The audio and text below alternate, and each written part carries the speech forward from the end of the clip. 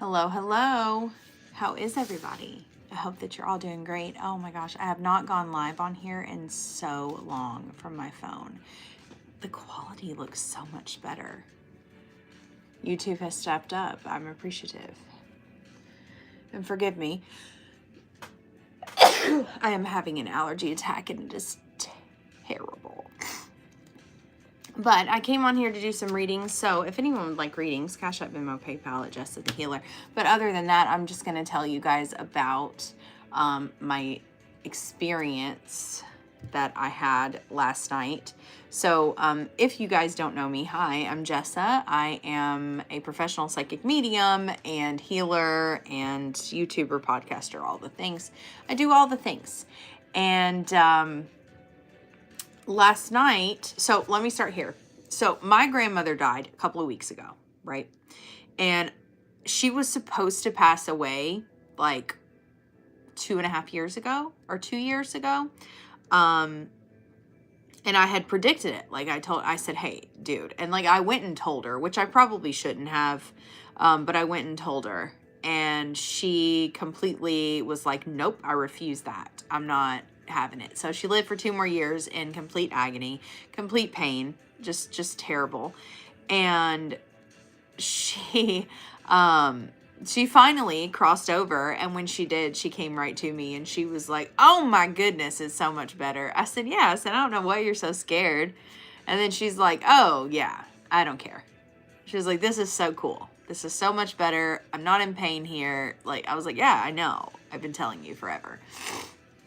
So then, I was looking at this concept of everything happens in threes, right? Like, so good things happen all in threes. Deaths happen in threes. Tragedies happen in threes. And I've kind of always seen it happen that way until my dad passed away. When my dad passed away is when that concept did not occur to me.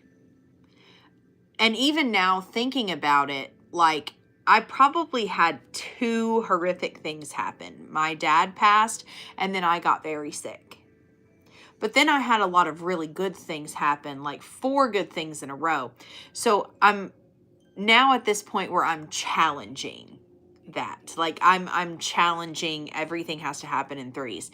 But I will say that my grandmother died, and a friend of mine, a client who has been with me for a very long time, her son drowned in a fishing boat accident just a couple days ago.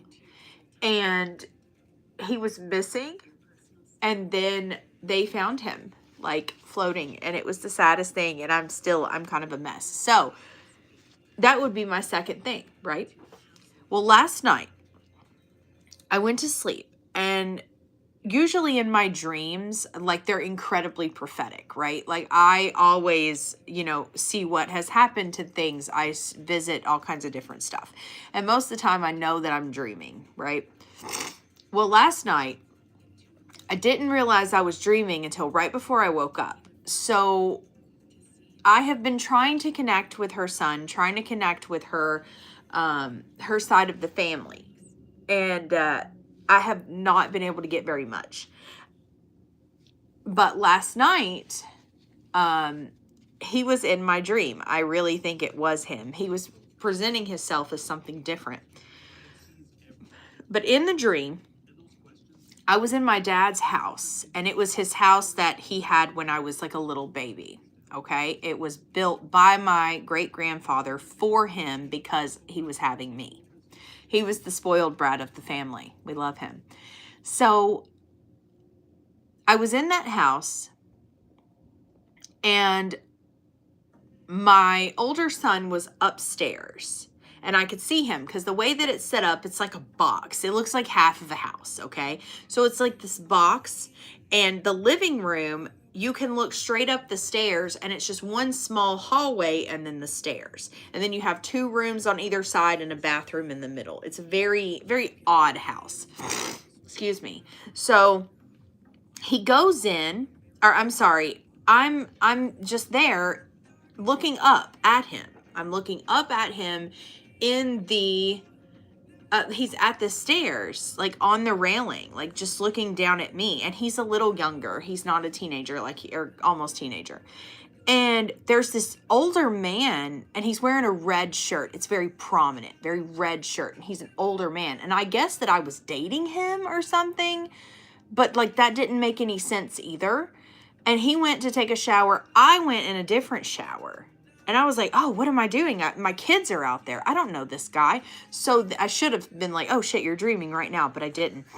So I went back out, and the guy was in the shower, and he was like, I'm so angry that your son did not come and wash my bag. And I was like, we don't do that. Like, we do not ever do that. Like, that is disgusting. That's gross. So I was like, come on down here, Kay. Like, come down here. And it was like he couldn't. And I was like, you come down here now. So he started to come down, and then I had my baby in my arms. And as my son was about to walk down the stairs, the way that I see ghosts is like, or ghosts or spirit, right? I see them in my head. I don't see them with my physical eyeballs, because that freaks me out. I don't like it.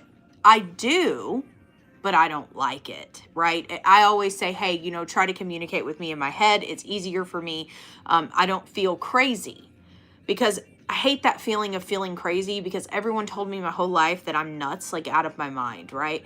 And so when I see something like that, I start to question my entire reality, and it's just not good, right? So it's easier for me to see in my head. So, but the way that this, and it was his soul, the way that his soul did it was how I would see with my physical eyes a spirit. And it scared the shit out of me. So the spirit jumped over my son, jumped down onto the ground, rolled, and then sat right here, like on top of the couch, kind of where I was, right here. And I said, who are you? And what do you think you're doing? And he started talking, but I don't remember what he was saying. And then I said, sir, you need to, like, chill out. And I was so worried about getting my boys, like my kids. I was so worried about them. Then he looked and he said, you got to talk to my mom. And I said, I'm not your mom. But he kept saying, tell my mom. And I was like, dude, I'm not your mom. Like, I don't know why I wasn't understanding. And then I finally got both of my boys, and then I woke up. And I was like, Victor woke me up. He was like, hey, you're having a nightmare. You okay? You okay? And I was like, I'm fine. And so I was just up. I could not handle it. Like, it was way too much. Way, way, way too much. But when I woke up, I kept, sometimes spirit represents themselves or tries to get my attention by giving me like a twinkle in my eye. And so I'll look, and then I can feel them. And it's like I'm able to pay attention to whatever they're saying. So in that moment, after I woke up, I opened my eyes. Victor was holding me, trying to calm me down, right? And I was cool, but it took me a little while to get myself back together. And then I saw that twinkle, and then I felt something. But it wasn't my friend's son's soul. It was the guy in the red shirt. And I was like, something's wrong here. So I didn't try to connect because it was like a lower vibration. But I'm going to try to check on him today, because that was crazy. And then I was like, I don't know this for certain. I don't know for certain, okay? But I almost feel like there was some foul play that could have been involved in her son's passing. And I think that that's why the dream happened the way that it did. And then I woke up to the negative spirit. Yeah. Wild, right? Crazy bones. Absolutely nuts. So yeah. Just wanted to get on and share that and see, because I haven't been live on here in forever.